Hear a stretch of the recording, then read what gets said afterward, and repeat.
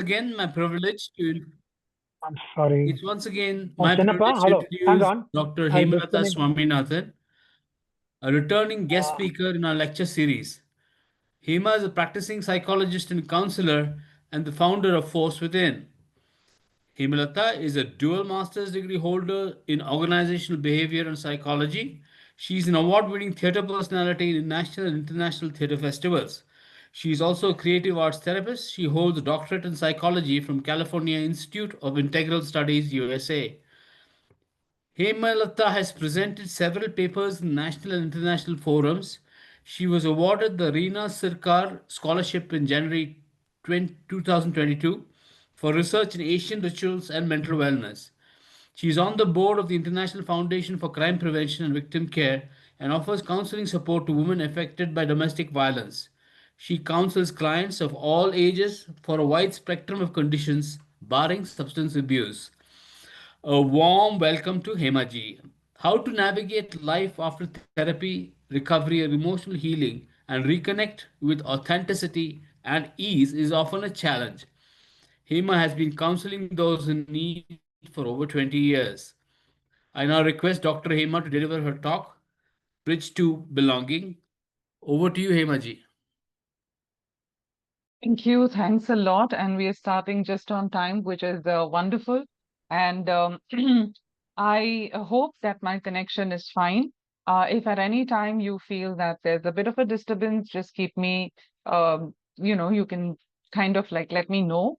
And I am happy to be here. As Ganeshji said, I have done, I think, one or two webinars for Eklavya, and it has always been a wonderful experience with a lot of questions, sharing. And I think this is a space where people really contribute their time and effort to support each other. So today, what I would like to do, what is my idea or what I'd like to share is also something from my practice as how I see people when they are recovering. What are the questions they feel most delicate about as they are in this process of coming back into the circumstances or home environment or work environment and all of that. So I hope I would be able to answer a lot of your questions and also leave some space within this hour to take feedback from you, to share, to make space for your experiences. So on that note, I'd like to start with an opening reflection. And I'd like to say that returning to social life after recovery, it's not about starting over. It's just about starting from where you are. So many people, when we are coming back, we feel like we have to go back to where things were or what it was or who I was, right? So there is a kind of an idea that we have of ourselves. There's also a life that we have lived before something came up, before an event, before you needed some kind of support. And then when we are coming back, we put this expectation on ourselves that we have to somehow go back to who we were, right? Now, there's no way of understanding whether that's possible or not. But what is important is to say, okay, how do I start from here? So I'd like to start with this prompt is wherever you are in life, however old you are, what does belonging mean to you now? If you have a pen and paper, you're welcome to just possibly think about just the word belonging and what it means. Does it mean being in a relationship? Does it mean having some work? Does it mean anything financial? Right? And it could mean so many things, right? It doesn't have to just mean one word. So whatever belonging, when I say the word belonging, what all comes up for you? And if you are comfortable, you can also put it in the chat.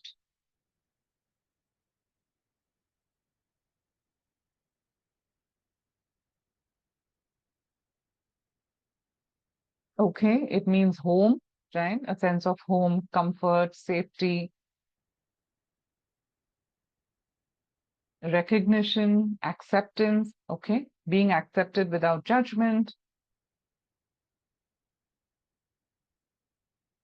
a connection, absolutely.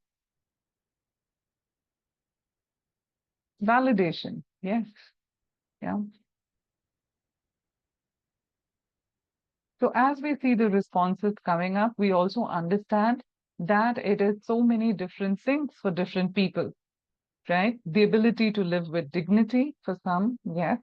And even those of you who are not putting it in chat, just make a note of it for yourself, because this is a reflection in understanding also what is it that you're seeking. Many a times, if we don't have clarity to what belonging means to me, we may just be chasing something, right? We may just be feeling unfulfilled with something. So it would be a nice thing to just try and put it down pen and paper, whether you share it or not in the group. So as you see people sharing, I'm sure you also understand, yeah, to be supported, right? It means so many different things to different people. And I'd like you to just acknowledge how much of this is available in your life, whatever it is, whatever belonging means to you, how much is available.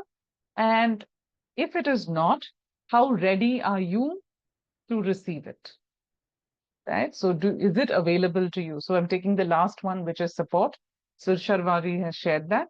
And are you experiencing support currently? Right? Ask yourself. If not, right, what would be helpful?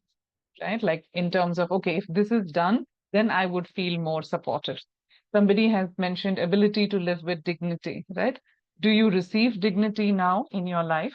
If not, or if there's something more, please put it very specifically. What would help you feel that sense of dignity? So, what do you want for yourself?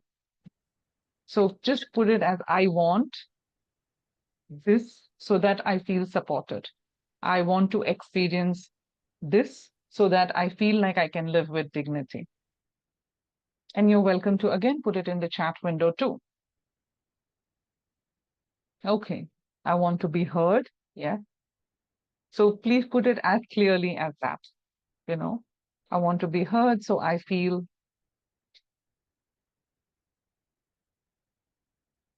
okay. Yeah, I don't want to answer questions about my personal life. Absolutely valid. I want recognition. So Seema, put it like that. Just put it like I want recognition. Write it down for yourself. So this is almost like a statement that we are putting down saying, this is what I want, right? And we will see how ready we are to receive that, what we can do, how we can draw boundaries, how we can ask for what we want, and ensure that somehow we also play a role in bringing this into our lives. So constantly worried about, yeah, a relapse. So it would be nice to think about, I want to give something back to society. Yes. So there was a caregiver statement here. I worrying about relapse. So, that's a worry. Yes, understandable. Um, and what would you like? Right? Like I want, and just put that down and put it as something which is, saying something like I want this so that my worry reduces as of now, right? The situation is not going to go away. But how is it possible? What would you like for yourself so that the worry reduces a little bit? Your stress, decompresses a little bit. Right?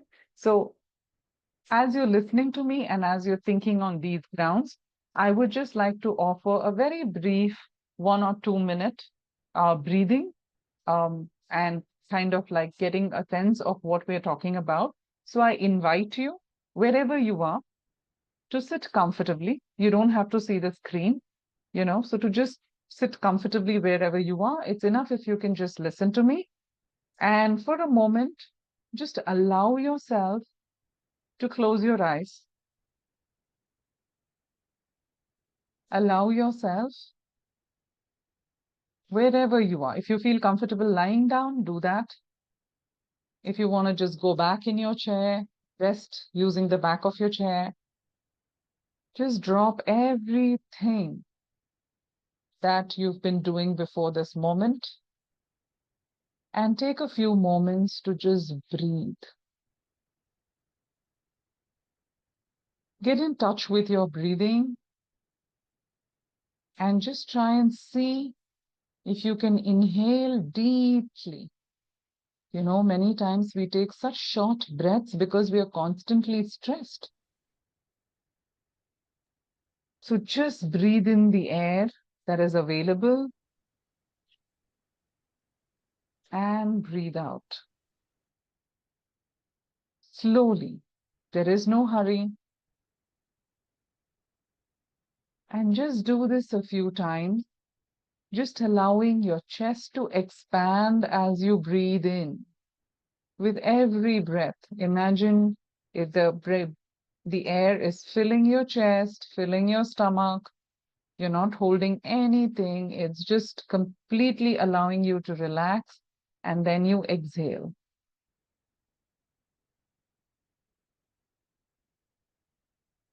And in this moment, I'd just like you to place your palms, one hand, right in the center of your chest, so you can feel your breath going in and out of your body.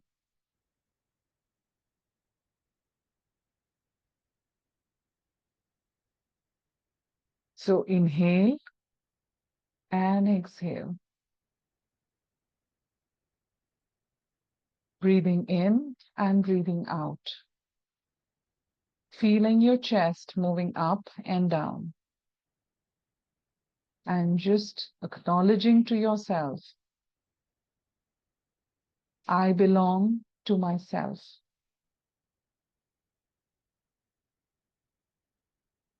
I am safe with myself. I validate myself. I hear myself.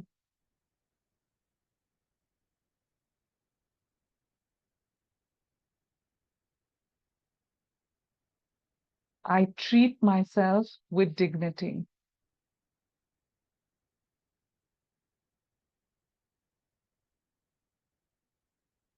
I recognize myself.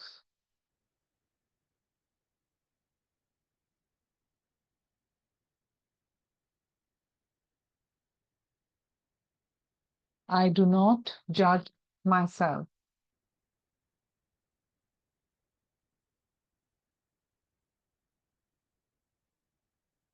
I'm safe in this body. I belong to myself. And whatever I said, whichever line resonates the most with you, just say it to yourself and believe it.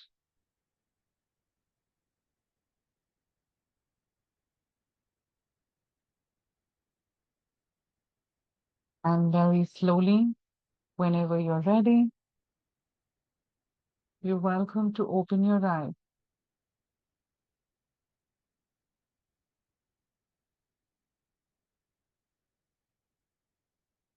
And come back to this space. And whatever you said to yourself with your eyes closed, make sure you write it down somewhere.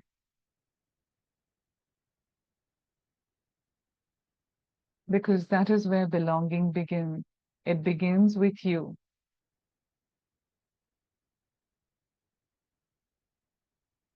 It begins with you feeling safe with yourself.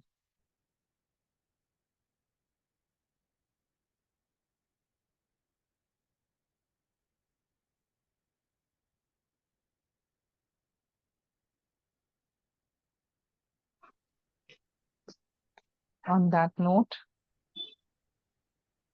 I'd like to share further.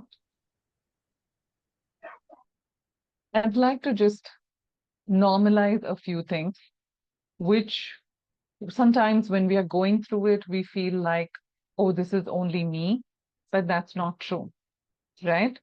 So social awkwardness is very, very natural when someone's just gone through something, right? And that can be anything. It could be a physical illness, it could be a mental illness, it could be a very difficult life situation.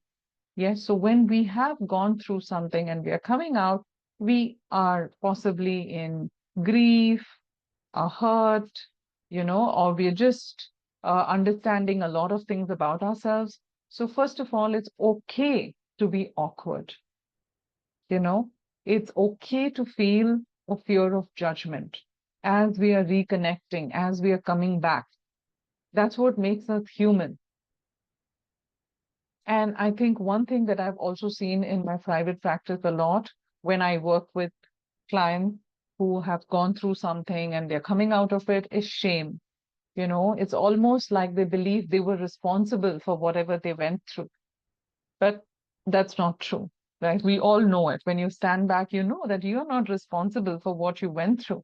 It is something that happened. Yes.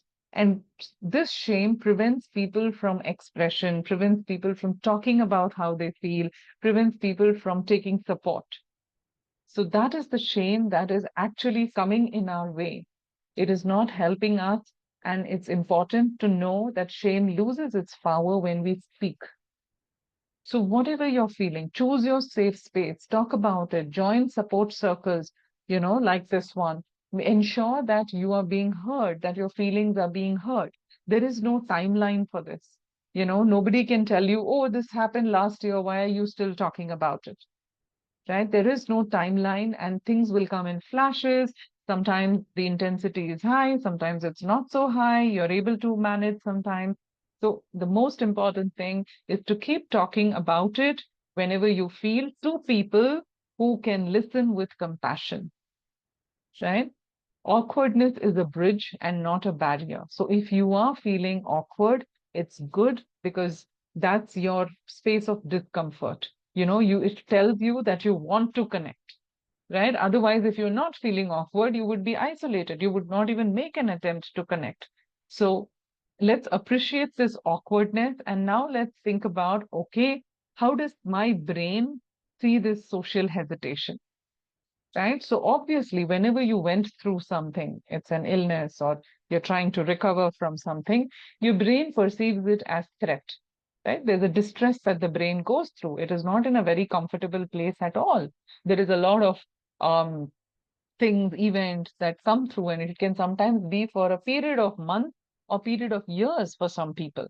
Right? So this what happens. The brain goes into a hyper alert mode. You know, um, However, what we need to do is we only when if we listen to it and if we kind of like isolate ourselves, that's not going to be helpful. So to know that, okay, now this is normal, my brain feeling this way is actually okay. It is only trying to alert me and say, hey, I don't want to go into distress again, right? However, confidence rebuilds gradually through safety and repetition. So, if we allow ourselves to slowly do some practices, to slowly go back into the society, to slowly seek connections, right? Then the brain feels comfortable. It's not going to feel comfortable just like that, right? And compassion based awareness helps us to shift from performing to connecting. You don't owe anybody humor. You don't owe anybody, to showcase a great life. No, right? You are going through what you're going through. So let's just start simple. There's no performance needed. Hey, I'm doing wonderful, great. No, not necessary at all, right? And that's where compassion comes in. So, how do we do this? And at this moment, like once I go through this, I'm also going to ask you how you've done it, right? And how you attempt at rebuilding self confidence and what is most helpful. So, that kind of sharing will also help the group understand what they can do. So, the first thing is a positive self talk, right? So, replace I'll embarrass myself. That's the first thought that comes. Oh, I have to go here, I have to go there. This is going to be very embarrassing. No, replace it with it's okay to take it slow, right? It's okay to take some time. Use an open body language. Try to relax. The breathing that we did, breathe into situations. Start with small interactions, small groups. We don't have to necessarily jump into large groups right away. Choose safe, small groups. Choose small events, to rebuild. You don't have to go into bigger events. Celebrate every progress that you made. You hung out with for tea with somebody, celebrate that, right? You went on a walk with someone, celebrate that, right? Because your body, you're training your brain, you're training it to understand this is safe. You can do this. So don't give it any big, go on a whole travel trip, 10-day trip. No, your brain cannot take it. So with compassion, do small things and celebrate small progress. This is what I had to offer. And before I go on, I'd like to leave the space open for a minute or two to understand what do you do to build this confidence for yourself? And you can put it down in the chat window. How do you train your brain to confidently interact?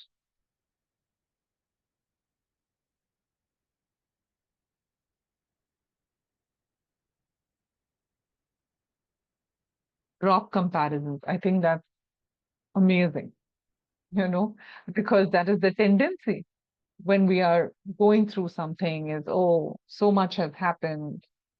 Yes, start with a friendly group. Journaling. Yes, that's beautiful because that helps you get in touch with your thoughts. You are able to understand what you want, express yourself, reduce sensitivity to comments. Yeah, though it's very difficult, but yes, that is the way to go ahead. Breathing, silent reflection. And I will deal more with this sensitivity to comments very practically. I'm going to suggest certain statements which we can use in response to these comments. Be in a comfortable environment. Yes. So you are priority. Nobody needs to prioritize you. This is part of that belonging exercise that we did in the beginning, saying, I prioritize myself. Get friendly, even if it means pushing myself. Yes, a little bit, going out of the comfort zone a little bit is okay, but just with a lot of compassion. Positive self-talk. I can do it. Yeah, that's beautiful. Where somebody's written, my daughter converts her sadness to poetry, visiting natural habitats. Yeah, so beautiful. What a wonderful way of expression. Share with close friends, get clarity, revise what has been positive for you through the day. Right? So sometimes it's also okay to challenge oneself. Airplane mode on the phone, yes, very, very important. Try to learn new things. So I do also see that as much as some people are offering very compassionate ways, some people are also offering a bit of challenging ways. And I think everybody is in very different places in their journey, so there is no one way. Yeah. Oh, is that a quote or something? That's Margdarshan one. Limit rumination of events. Absolutely. Do not revisit past. And journaling helps that way, right? If you are revisiting past events, put them down, journal it, talk to people, understand in safe spaces, exercise, gym. Yeah. So different people have different, thank you. And that's why I wanted to leave the floor open for a minute or so to understand what you are doing, because I think we need that kind of understanding and sharing and validation that, yes, you are doing what is most important. And, anything else that you can pick up from what people are sharing is also great. And like many of you said, begin with familiar environments before exploring new ones. There's also laddering that we call as a step in reconnection, which we say is take a small step, take a moderate challenge, and then go to a new group, right? And reflect after each, like many of you said, journaling or just revisiting at the end of the day, traveling, getting new experiences, yoga. Yes, absolutely. So we have a lot of people sharing also. And so I think the reason I asked to share is also to say that if you're struggling, if you're wondering, oh, what should I do? So many options, right? So many people who are doing these things and actually finding value in doing them. Now we come to healthy boundary setting, right? Because now, yes, I belong to myself, you're working with yourself, you're doing all these things. And then comes the society, which possibly doesn't understand your boundaries, doesn't know, no excuses, but just it is where we are. Now, to understand, first of all, that I can draw boundaries is a very important thing. Most of us feel very obliged because there have been people to support us, or there is somebody who's listened to us. So we feel we cannot have boundaries with them. That's not true, right? Just because we've gone through something doesn't mean that we cannot ask for things or we cannot ask for what we want, because that kind of shame is what comes in the way. So I have had clients when, we say, okay, you can draw boundaries with, let's say, your spouse. Then the immediate answer is, oh, but they have been with me through all of this. But how can I ask for some space now? Right? Or how can I ask them for anything more? Right? You're not asking them for anything more, right? You're just asking them to play their role as a spouse. And you're asking for something that you want, or you're sharing something that you want.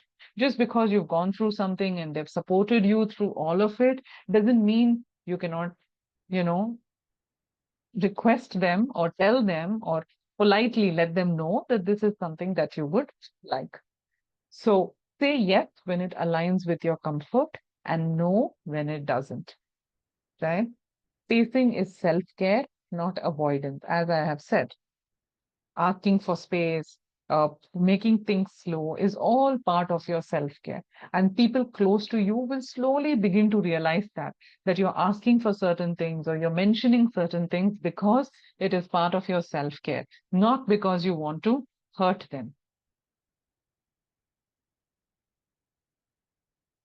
Notice emotional fatigue and rest when needed. So we are also, like I said, right? Like when we start, and the first slide I had said, we always think about wanting to go back to where we were. But your energy levels are different now. Observe and acknowledge the effect of treatment drugs, right? That is very, very important. You may have gone through certain treatments, which may have involved medications, which may still involve medication. So the body has its own ways of dealing with it, right? So as much as certain things are important for you to feel better, but also begin to understand that that has a certain bandwidth. So do not push yourself or your body to meet something, which it is dealing with, right? So understand that emotional fatigue is very real. It is not always physical fatigue.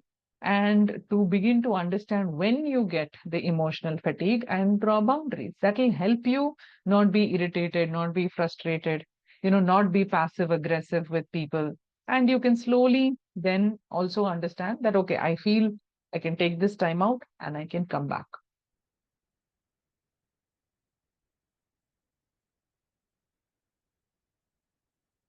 So this is the most interesting part because I feel most of you would be facing these questions, you know, and these are some of my responses. However, you can add your own. But first of all, I would like to ask you, like in one word, if you can tell me what do these set of questions make you feel like? Like we haven't seen you in ages. Where did you disappear? Or someone asking, oh, were you okay? You just vanished suddenly. Or what were you doing all this time, right? So questions about where you've been. So if you have faced any of these questions, just in one word, if you can tell me how you felt when you were asked this question.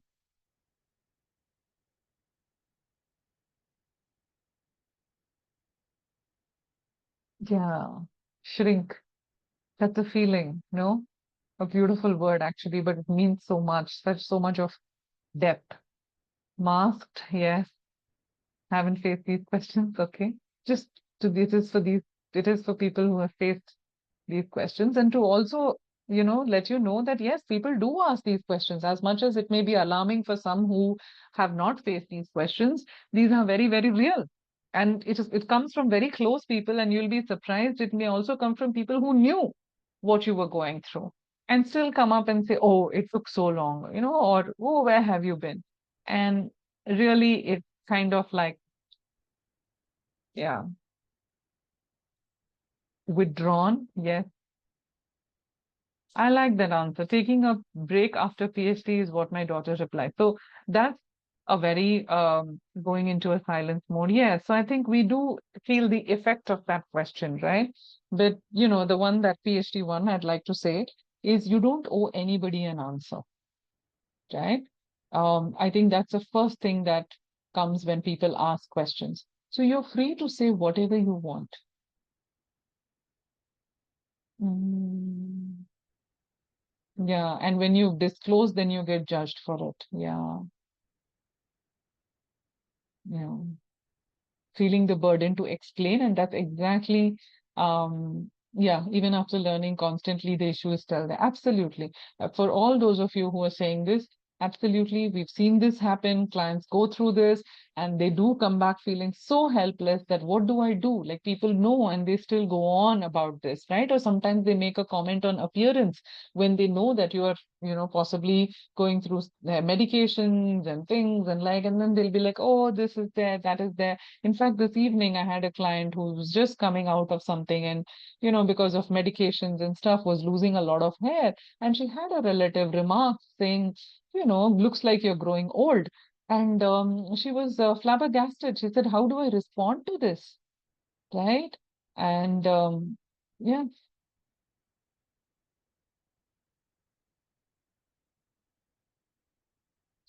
okay. There's somebody, Ganeshji, I think that is for you. In somebody's looking for some transcription or something. I think you can respond to that. Um, And so these are my suggested responses. And like, I took some time to focus on my well-being. It has helped.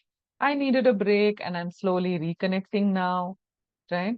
It's been a reflective period for me and I'm feeling very good to be back. Yeah, closest person hurts all of the time. Yes. Yes, and that's the hurt that, also adds to the situation, adds to the condition, right? Because the condition that we're going through is also very emotional. It has its emotional repercussions. So when we hear these things, they're not helpful because they add. So choose your responses with the understanding you don't owe anybody anything. No explanation, right? If you feel comfortable, you explain.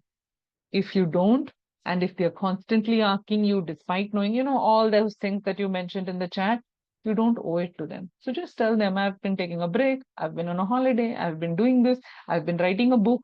Say what you want. Nobody needs to hold you against it because you're going through a lot more than they can ever comprehend.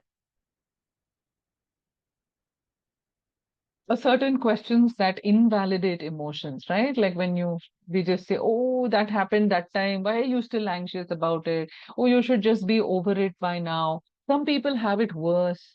Why are you struggling? That's the worst, right? When people compare and say, some people have it worse. Like I have clients coming into my office and really questioning and saying, am I here for the right reason? I'm feeling all of this, but is this really big? So that self-doubt which that question gives is really, really sad thing. So I would say, you can always tell them healing doesn't have a timeline. I'm taking my own time, you know, which basically says you don't have to worry about it. I'm feeling anxious. I'm dealing with it. If I'm not getting over it, I know where to take help. So just how do you draw a boundary with them where you say, I'm focusing on what feels right. I'm taking support. I'm taking my time to heal. I'm speaking to the right people. I appreciate your concern, but I'm taking it one step at a time. So do not even fall into that drama of comparison, or, when they're showing you somebody else, they think they're motivating you, but they're not. Right? So just say, yeah, that's their story. My story is different. I have my own story. I have my support system. So clearly, almost telling them this shouldn't affect you, none of your business, in a very polite and graceful manner. Of course, when people ask about work or productivity, I think this is the worst. And like somebody has said, I think, in the chat also, that when you disclose at workplace, then they come back judging you if you've made a mistake or if work is not. So they say, oh, yeah, this workplace is very inclusive, this, that, and then we make accommodations. And when you go and ask for any support, then it becomes a judgment, right? So and that becomes the most difficult thing to handle. Sometimes people very politely, this has happened to a client of mine. He was a CFO and working at a very high position. Something happened later, like around 50, 55. He had never had any mental health crisis till then. And something, came up when he was 55. And they said, oh, why don't you take a break? Right? For a company for which he was working for so many years, was not willing to accept that he just needed possibly a year or so to figure things out, to understand what was happening. And they just said, oh, why don't you take a break? Right? Or there are questions like, oh, isn't your break long enough in case you go beyond and things like that? Or when are you getting back to work? And of course, relatives asking, oh, you're sitting at home. Are you working from home? You know? So some responses again can be, I'm focusing on meaningful work at my own pace. I'm prioritizing my recovery. If they don't have to know about your work, you just say, I'm working from home. I like that, or I'm trying to create a work-life balance. This works best for me. So when you have yourself, when you know that you are safe with yourself, right, then you will give these responses of, I'm okay, especially to people who have nothing to do with whether you're okay or not and are not contributing anything towards you not being okay.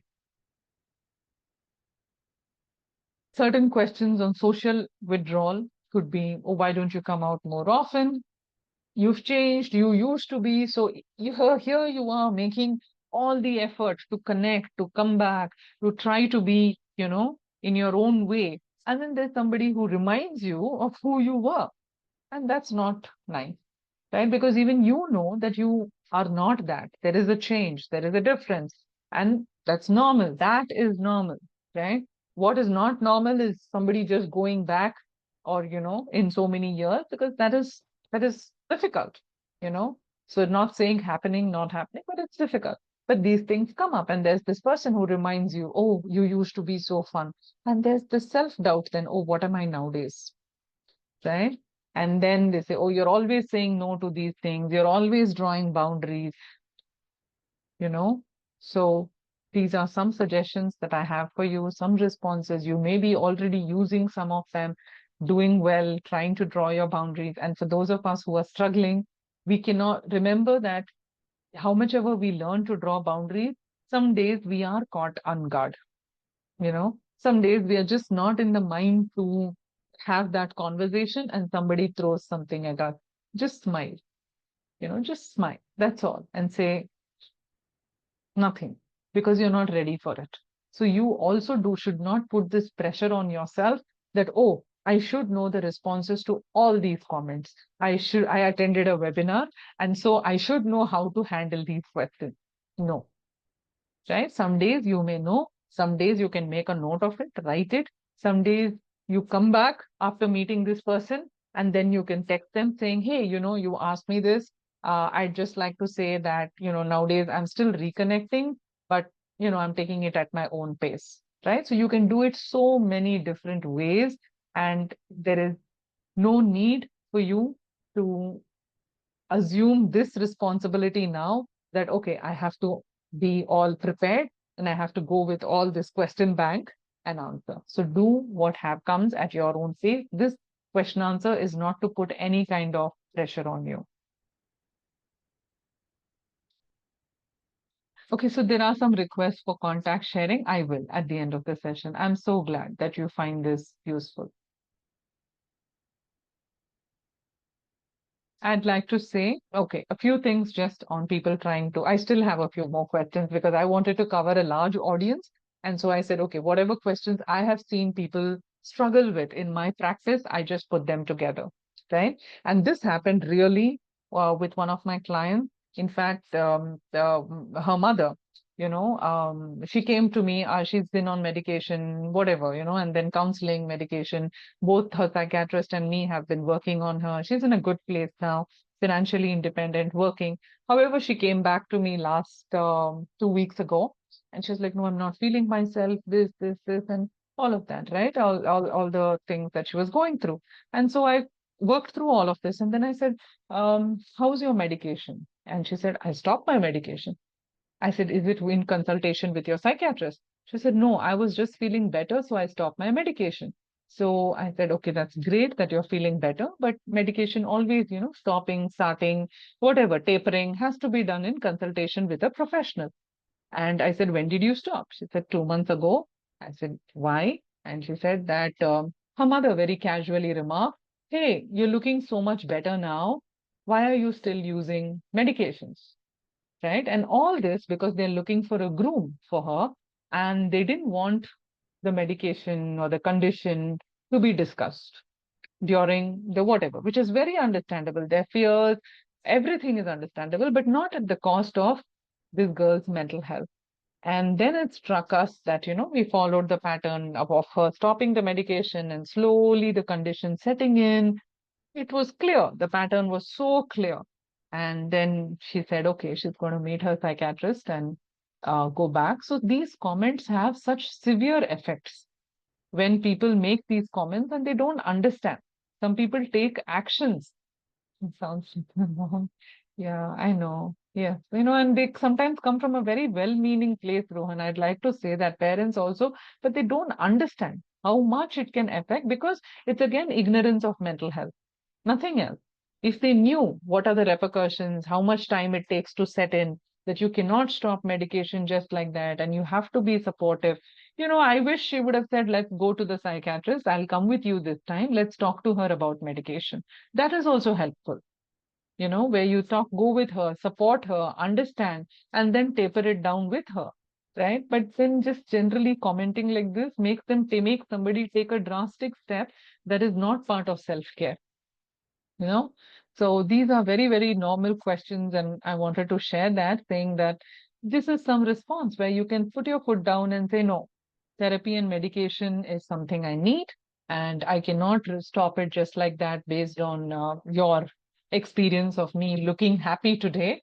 Right, this is not how I am on most days. I have my support system and I will check with them before I need to change anything. Or simply saying it's part of my wellness routine, it's working for me. How you um yeah, I know. I mean, I don't think there's only one type that latches on to negative comments.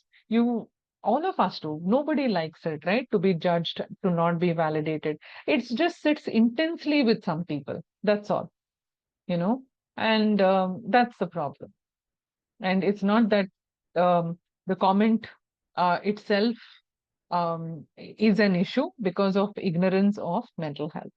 So I would say that we all feel bad when something negative is said. It is just that, yeah. Oh, she's that way with all her beds. Yeah, I know. Yes. Yeah. That's also valid. Thanks for bringing that in. We do that even with medication that is for physical wellness, not just mental wellness. And of course, this over toxic positivity, right? People telling us unsolicited advice, comparison coming in. Oh, you should try this, you should try that. I tried yoga, it is great. I tried this food, I tried keto, it's wonderful. I went through the same thing, but I got over it. So that was also a problem.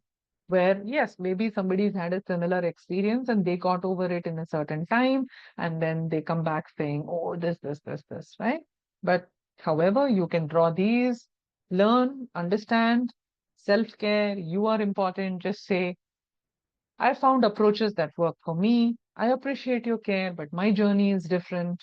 You know, it's great that it helped you, but I'm still exploring what will suit me best. So do not give in to the drama of these questions. That's all. The moment we start giving in to these questions in terms of, oh, I owe them an explanation, or I need to make it right, or I need to make it look good, oh, not necessary at all. And once you drop that, you will come up with your own responses. So quickly, before we close, I'd like to ask you these few questions. Of all the questions I shared, again, it's pen and paper time, just for you to pen down, is which types of questions make you feel most vulnerable, right? Just think about it. Is it about the ones about social withdrawal? Is it about medications? Is it about work? Is it about how you are about like a person or how you used to be? So I shared a set of them, right? So just think about it and answer this question in terms of which set of questions hit you the most.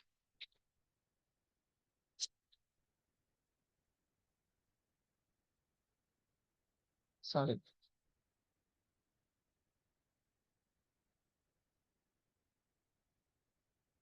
Hmm.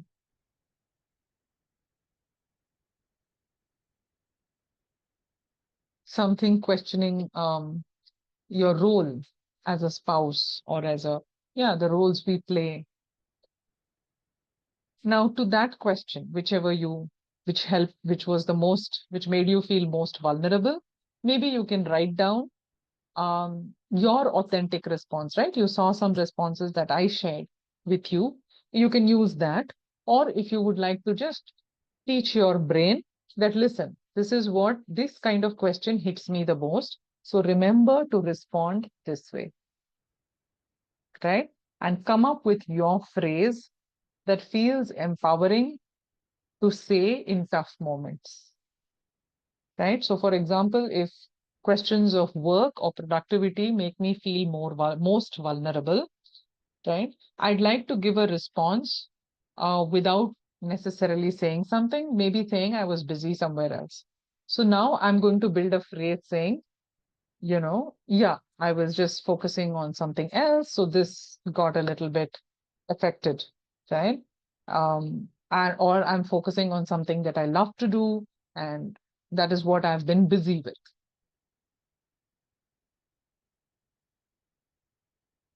Yeah. So if there's somebody who said, "Why are you so quiet these days?" No, Rama. So think about of maybe the phrases that are given or whatever it is. What is it that you would like to use and teach your brain that any time anybody asks anything around this is how I will respond. Yes, I know I'm doing my best. Tough times do not last, tough people do.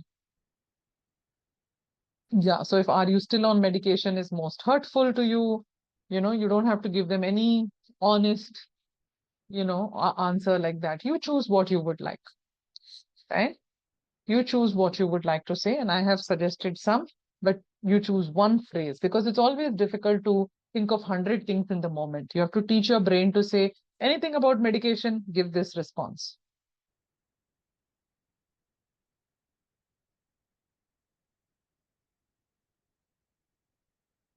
Yeah, so there are also some wonderful responses given by participants.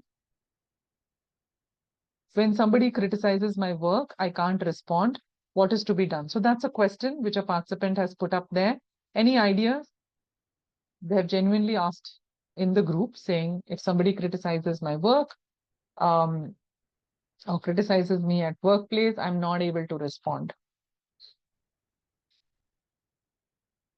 All will be well. Yes, such a nice phrase, no? All will be well. Oh, what are you doing? This is all will be well. Okay.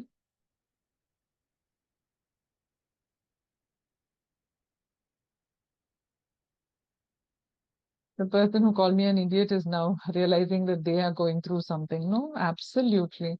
Oh my God, how we are so blind to our flaws and looking at what somebody else. Appreciation is helpful. So there is a suggestion there. It's okay, I will improve, right? So when you're being criticized at workplace, I know it's very difficult, right? And I would just say maybe when they're doing it verbally, just tell them, I'd like to make improvements. Can you please mail me on this? Right? Ask them to mail you the points. Right? Can you please put down some points of improvement? I will work on it. Right? So that way you're really receiving what they're saying, but you're also stopping them there in not being, they're not just critical in air. You're telling them, give it to me in writing. Right? Yeah, so Suresh, I think this is a very valid concern that your son has and a worry that, when parents are not there, what to do. I think reassure them, reassure him about the present, you know, Reassure him about how you're loving, how you are there today, how he is safe today, how he belongs here today, right? And nobody knows about the future, nor he, nor you, nor me. All we have is the present. So all the appreciation, reassurance, also give him some factual reassurances, right? Like financial reassurances, logistical reassurances. They don't just tell him everything will be fine. If you have some plan for him, just let him know. This, we've taken care of this, we've taken care of this, right? So some facts will also help. Yes, so I think that naturally opens up the space for us for questions. And if you would like to possibly ask some questions, you're welcome. All I had to ask you one question in terms of integrating whatever we've been talking about is I'd like to ask you, what is one practice that you would like to take forward from today as part of your self-care? Right? We spoke about in terms of coming back, reconnecting. What is one thing that you will do so that it will help you reconnect, but would also help you take care of yourself? Financial planning, yes, I think so.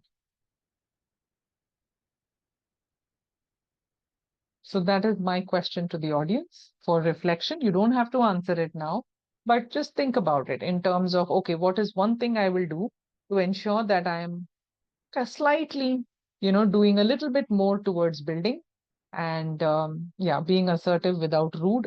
Wonderful. Self-awareness, self-talk. Yes, absolutely. I know. So somebody has said, wonderful question needs thinking. Please take your, think about it. Create healthy boundaries and self-care. And I'd like to say belonging isn't granted, it's cultivated, you know. And you do it at your own pace, you do it in your own place. And it begins with, like I said, how I began the session, it belonging to oneself. No judging oneself, no criticizing oneself, no being harsh on oneself, no offering comparison. See that person, see this person. Your self-talk, somebody said, right? That's very important. So zero expectations. Yes, live and think in the present. Absolutely. Thank you for sharing all. I may have left out some comments because we're going quite quickly, but that's just my, the speed at which the chat is going. Somebody's also spoken about dropping addictions. Yes. So you know what's good for you. Slow down, accept. So few cute key takeaways, I think. Awkwardness is not inadequacy. Awkwardness is the bridge. So if you're feeling awkward, that's a sign that you want to connect back and then to work around it. Confidence is built, not found. Slow steps, small steps, appreciate yourself. Boundaries protect your belonging. So it's healthy to draw boundaries and to protect oneself. Certain resources, like somebody said, journaling, therapy, support groups, very, very important. And I'd like to say thank you for showing up today for yourself and definitely for others. Like I'm sure with the chat that everybody has been sharing and all of that, people would have taken your ideas. You have helped somebody by sharing what you do and what you don't do today. So thanks a lot for that. As we've been speaking of journaling, I'd like to say that this is my book, which is out on Amazon. It is a journal to record your session. So if you're in therapy, you can go back, you can go with this book, you can write the date, you can see what you've learned. There are also prompts, activities, exercises. I brought this book in for my clients. I started using it for my clients first, and then I've put it out in the market. So this has been very useful because what happens when we are going through a lot of things, we forget, what the therapist said, what somebody said, what I said. So this really helps to document, write down things, and it also helps to think about certain prompts and spontaneous responses. So I will just share the link in chat and you're welcome to go through it. And we have a few minutes, so let me just open it up for questions. Thank you, Hemaji. That was very, very insightful. I found the comment returning to who you were very, very insightful. I mean, we are growing and we are evolving, and with age, things start happening. We learn not just from others, but from our own experiences. So that was wonderful. And I think there's just the one constant in our lives is ourselves, as you put it. Just we have that is the only really constant in our lives is ourselves. So having care for that, rebuilding by laddering, that's wonderful. Take small steps, the baby steps, and we can get there eventually. And setting boundaries, space and time. I think that was also a very pertinent point. I think we should do that. And then, of course, the differences between personal and professional approaches to take when confronted by social questions. That was a very good set of questions there. Medication and is that was also something to consider that we should not really ignore that aspect in the biopsychosocial spectrum of treatment. And yes, so that was wonderful. I think we had a good wrap up, and I ask all of you to take time to get these journal. Journaling is a very important facet in recovery, and I think that we should all understand that it has helped many people, including myself. Uh, Anything else before we close? Anybody would like to share?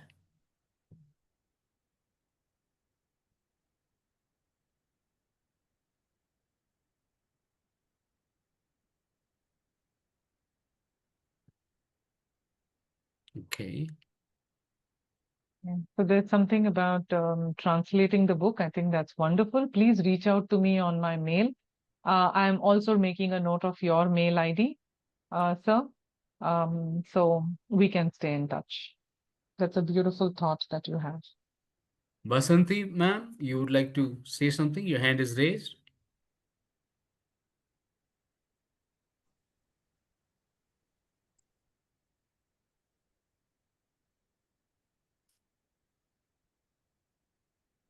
Thank you, Dr. Kudikar. Ganesh, can I say हाँ something? Ji, please ji. Uh, Good evening. I'm Anil Vartak, and I'm very much impressed by the presentation. And Thank you. we have always thought that the kind of thing that you have shared basically will come from only the persons with lived experience. This is the first time that I am listening these kind of things from a professional. And I think that this should become a part of standard practice of all the professionals. I'm a person with first-hand experience of mental illness, and this kind of the kind of thing that you have shared that have helped me extremely well. I have written a book also, tried and tested methods to regain mental health. I will share with you. But I think that this should be a part of standard practice. At least professional should convey that patients or persons with lived experience can take their own steps. Their family member can take steps to facilitate their recovery. And these are the important points because the kind of thing that you have shared, everybody need not evolve through their own effort. When people have already worked on that, they should be available to everyone. And I may suggest that you can write a book on this part also. And it may be book or it may be booklet, and it may contain some first-hand experiences of people like maybe Ganeshji or me or many other who have shared Yeah, uh, yeah. their experiences. And I think that as a patient, we always feel sad that these things were never given to us when we were in the active phase of recovery. So, active phase of uh, process towards recovery. So, thank you very much for giving us this insight, and let us hope that let it make a standard practice. Thank you very much. Thank you, Anilji. That was so as much as we learn from each other, we learn from books also. And one of the uh, avenues for learning is bibliotherapy. So if you find things which are there and to be shared, it'll be lovely to for everyone there. Thank you. Thanks a lot. I think people who are sharing your comments, one, I think it's my job to do this to be available and to understand the lived experiences of my clients. I try to do it in the best possible way.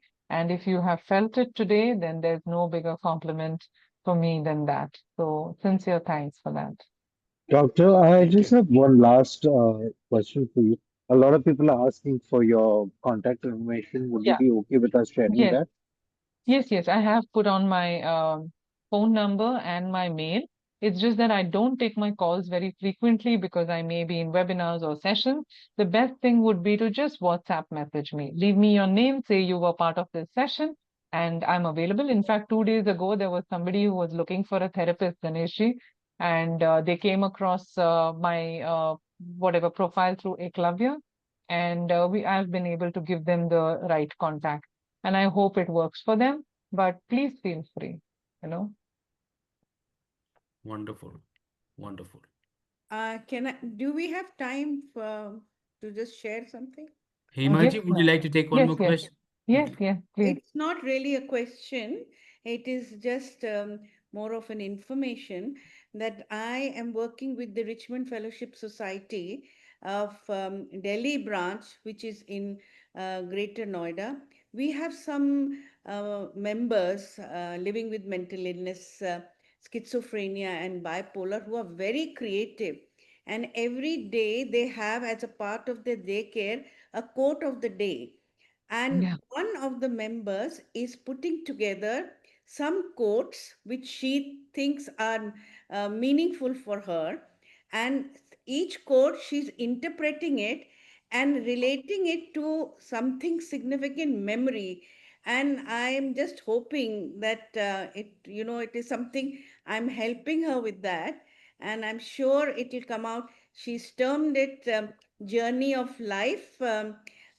Quotes, meaningful quotations through the lens of a person living with schizophrenia. So I just thought I would just share that, that's and I wonderful. hope that we'll be able to share it. Absolutely. No, I'm glad you shared this because there's so many people doing so much good work around the world. And that's why I think it's important for us to stay connected to supportive groups. Like we have an idea now, and maybe if somebody would like to connect with you, Mridula ma'am, they can reach out to you and be a part of that group, right?